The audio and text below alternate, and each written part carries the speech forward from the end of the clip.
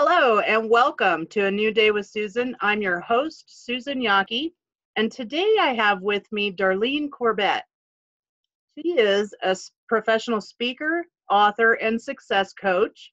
Her expertise is helping people get unstuck. Yes. She has developed a program around her experience and is hired by corporations and associations all over the country.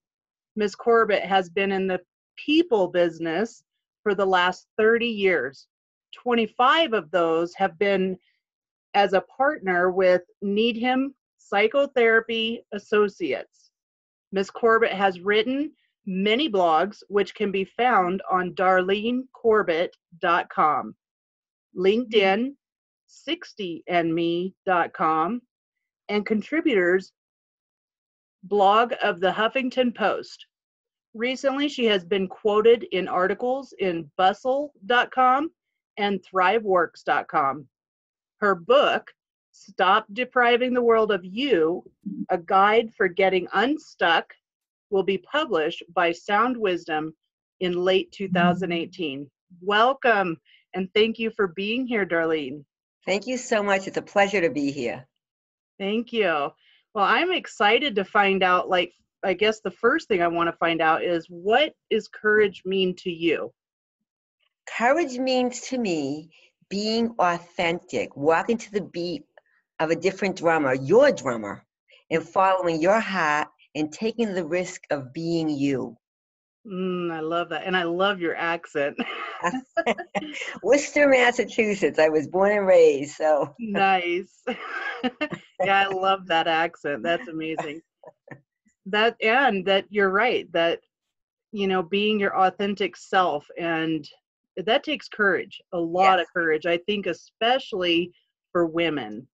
Yes. So thank you again for being here and the time that you're giving us and the listeners. And so how has courage showed up for you in your life?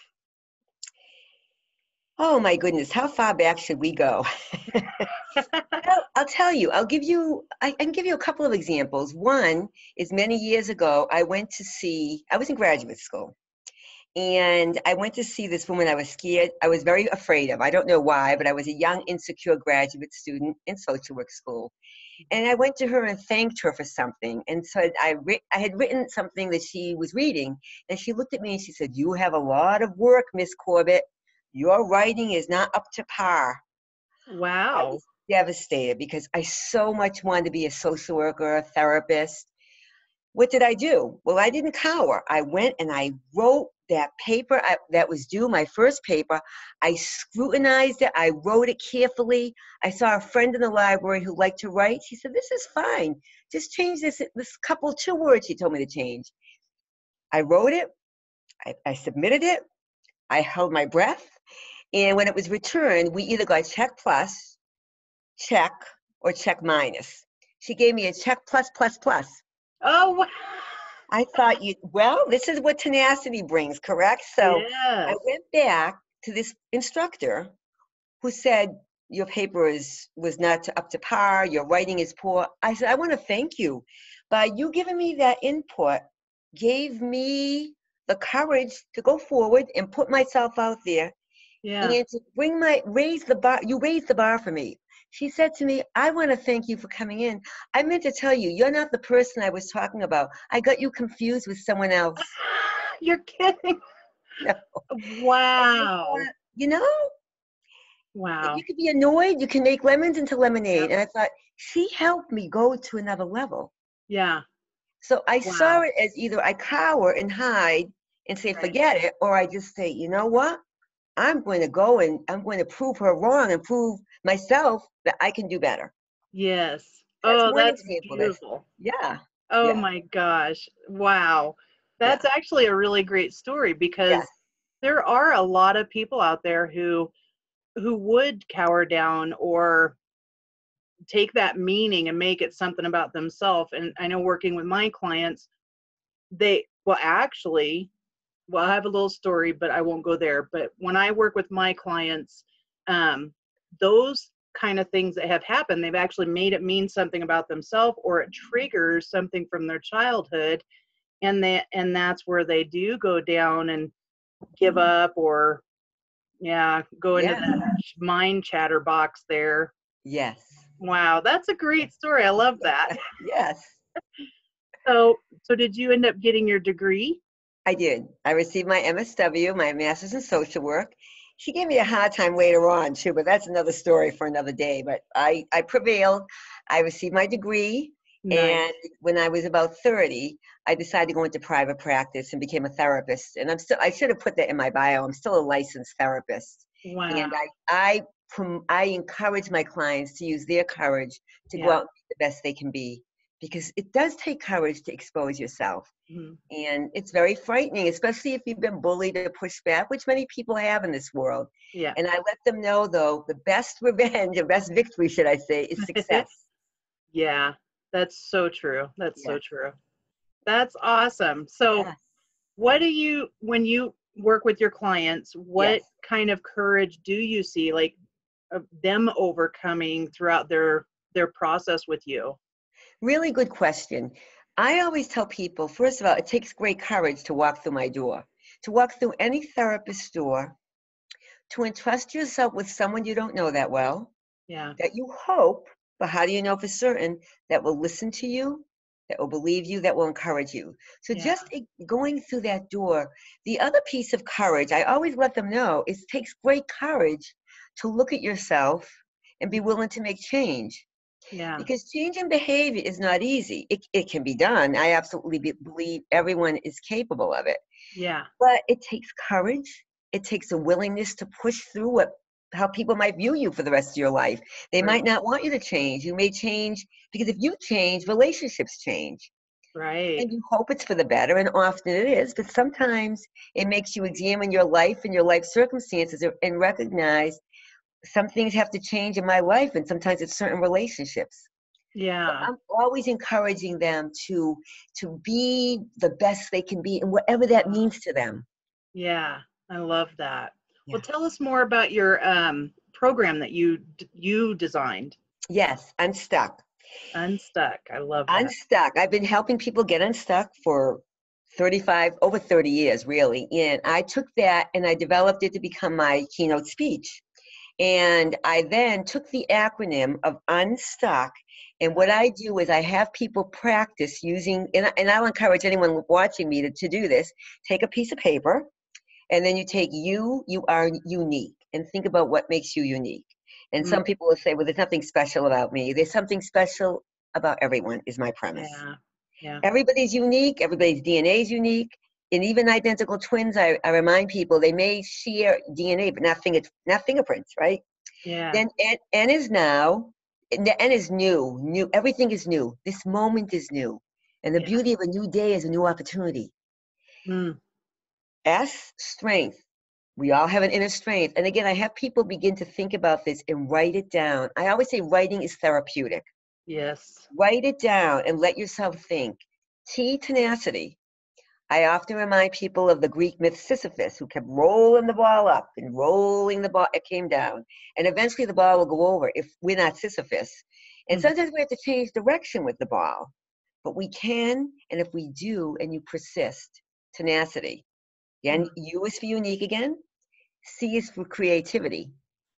And with that, I also now say creativity, curiosity, and courage. ooh, I love that. Yeah. And I wanted to speak about C because the great Leonardo da Vinci, his biography is written by Walter Isaacson. And Walter Isaacson said his genius did not come from intellectual genius like Einstein, but Hmm. from his curiosity. Mm, And if you think about back then, it took courage to be able to show and take risk and do all the different things Leonardo da Vinci did. So C is be creative, be curious, which can enhance your creativity, and take the courage to show that creativity. yeah. That's beautiful. And K is for knowledge, always learn. And we have, many people don't like to read. I'm a bookaholic, as I tell everyone. I'm a bibliophile, to put it more elegantly. But if you don't like to read books, you can listen to audio, you can go on the internet.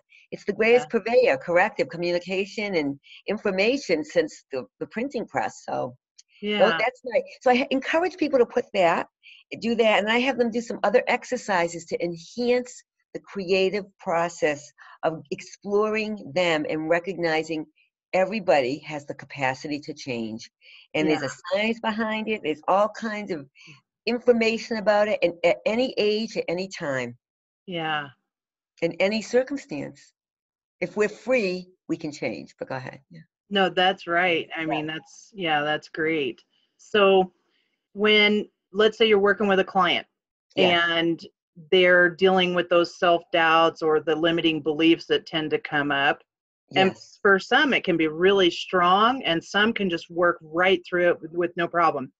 Why do you think it's that, like, why do you think it's stronger for some people than others? And how do you work through the stronger ones, or just anybody really? It's really that's the uniqueness of each of us. It's really difficult to tell. Sometimes people would say, well, they've had a more traumatic history. Sometimes they haven't. Sometimes Mhm. those that have had a trauma history have learned to develop such a resilience and tenacity. it what I always tell people is I can't want more for you than you want for yourself. I will be here rooting you on, as you know, as a coach. I Yeah. will cheer you on. But to be able to discern that, I don't always know. I don't always know the end of the story. And sometimes people surprise me and themselves. So it's a tough one to determine. People might say Yeah. there's formulas, but you know what? I don't buy it. I've Mm. seen too many people that don't believe they could change or don't believe someone near them could change, and they Yeah. do. Yeah. They do. So it's Yeah. a good question, but I'm a believer that everyone's capable, and I will be there to hold their hand virtually, or should I say figuratively, and really, really encourage them to just keep trying. Yeah. Well, and it also is a really great way to role model to our children, especially these days. Yes, I mean, absolutely. they go through a lot of courage. I think, though, they have a lot more resilience than, to handle a lot more.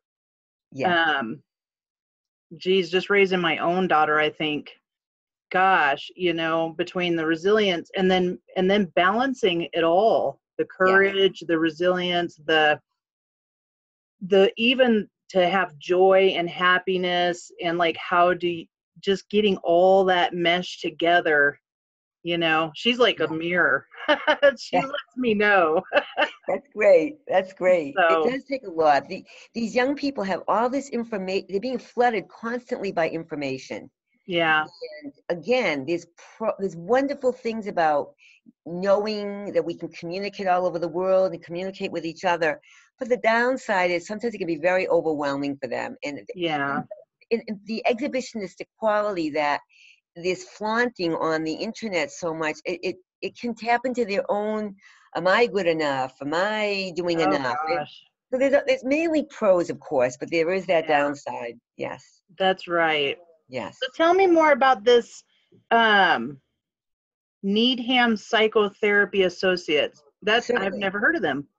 Well, they were practice in need, and we are unique. I love my practice. I went into the field, let's see, maybe about 10 years before, after I went into the field, I went into private practice. And I got married and I moved to Needham and I Uh-huh. applied to their practice. They were looking for people. They were beginning their practice, basically. It was an unformed practice, a kind of a group of people that joined together. And I went and I interviewed, and my husband and a good friend of mine said, why do you need that? You're successful on your own. I said, something tells me this is a really good practice to go with. Mm, I was right. So as we evolved, we joined together, became a solid business. And what we are is it's the best of both worlds, I call it. We are all partners and we all share expenses and we share consultation and we share stories with each other and we support each other, yet we're all individual. We all can practice the way we want. So yeah. we're out of Needham, Massachusetts, which is maybe about 20 miles southwest of Boston. And I used to live in Needham. Now we live in Central Mass.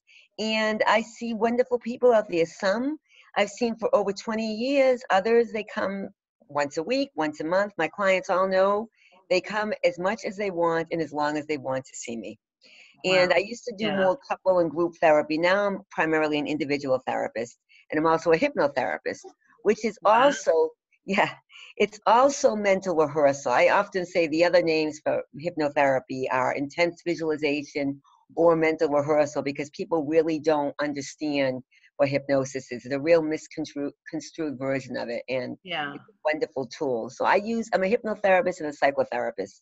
Wow. Yeah, You are a busy woman. I, I am, and I'm loving it. Yeah. Yeah. Why is it so important to you to do this work?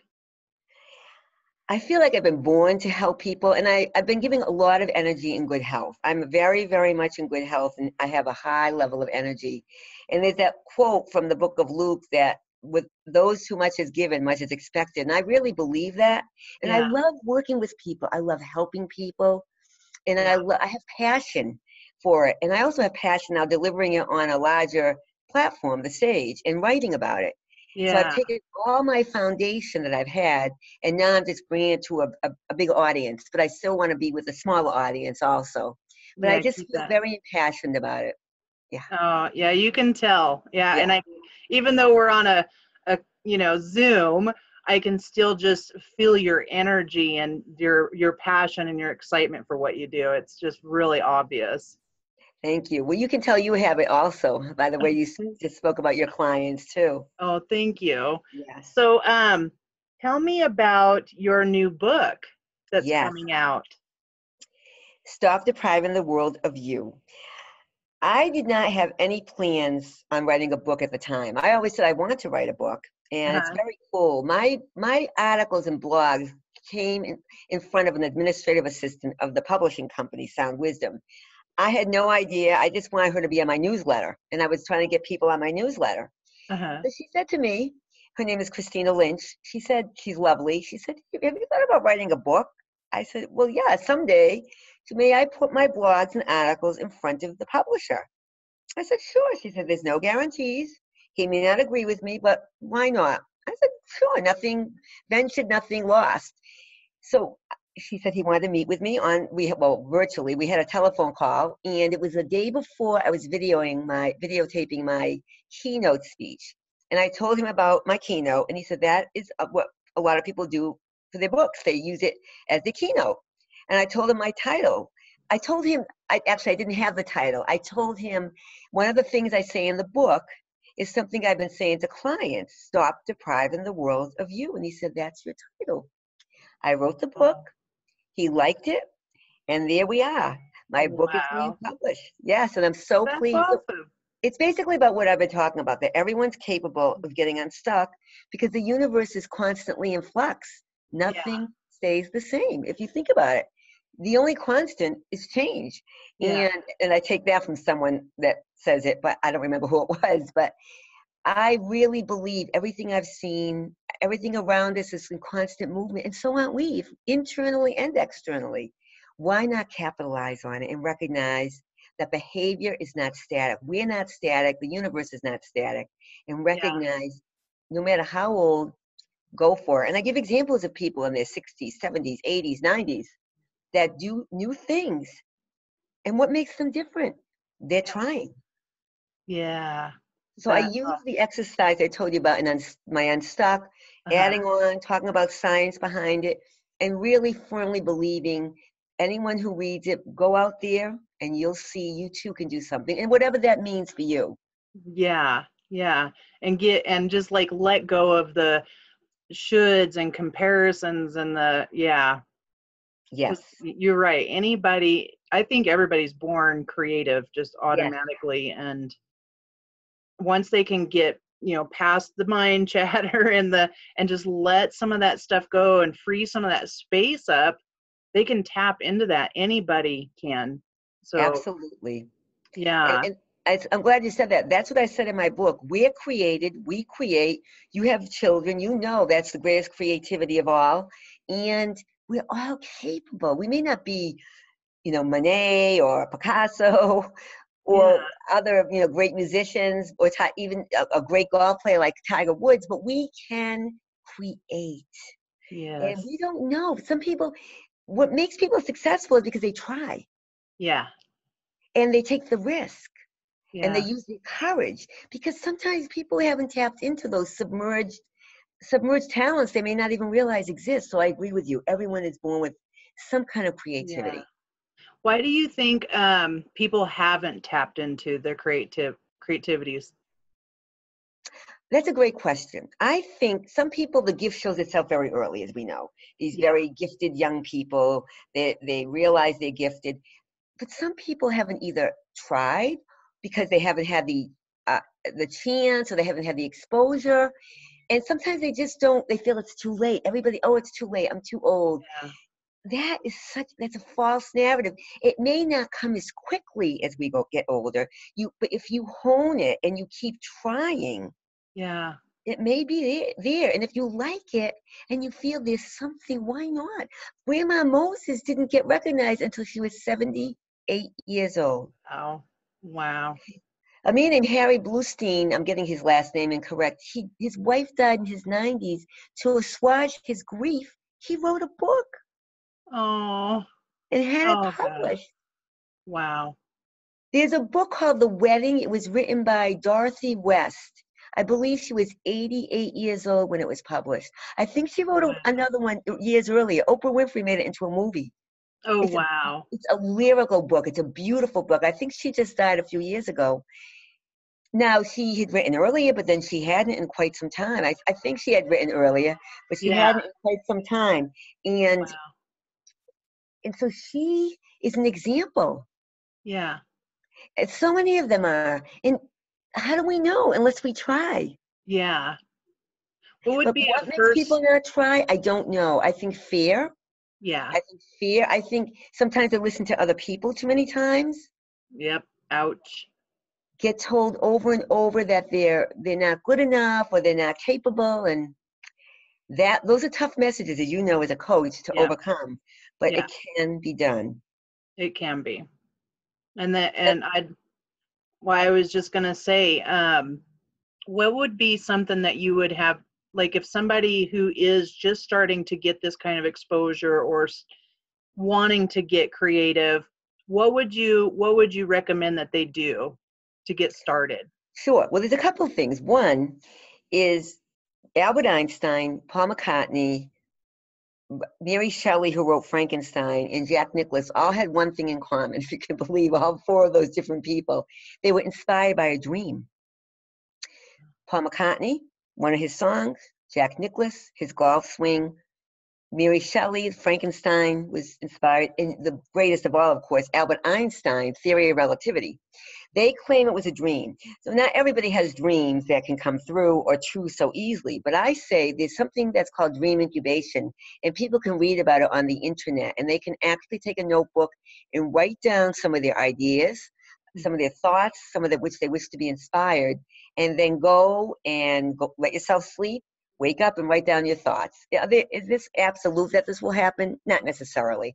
But Yeah. why not try something new? Write it down. I believe writing is so therapeutic. You don't Yeah. have to be an author or a novelist. Just write a sentence. Yeah. The other thing, as a hypnotherapist, I believe in visualization and scripting, which is one of the things I do in this book, is write down what you want and look in the mirror and say, I'm going to give it my best shot, and use language that resonates with you, and Yeah. keep doing it over and over, because so many people that were shy of their greatest success were able to do that. Yeah. That's a So, beautiful. I love yeah, that. great. Yeah. Awesome. Was there anything that you want the listeners to know that they just need to know about before we end today's show? I want them to really look within them. And if there is something they would like to try, they have a dream, a dream that they believe they can put into action, tap into it. If you're too busy now, okay, put it aside. Say you're raising your family, you're in your 30s, and you say, it's too late. It's not too late. Your children Yeah. will grow up eventually. And there's other hours that you can put aside. Don't give up. Don't let age defy you. Don't let anything defy you. Write Yeah. it down and don't give up on it. Keep a journal. Always keep a journal and write down your thoughts. And tell them, and you say to yourself, I'm not going to deprive the world of me. I love that. And Yes. that's the kind of stuff that's gonna make a big difference in our world, especially with everything that's happening. Don't Yes, focus on that stuff. Focus that's on right. you. Yeah, just keep your focus on you and the difference that you can make for yourself in your life, and it'll just a ripple effect. Yes, Yeah. Uh, yes.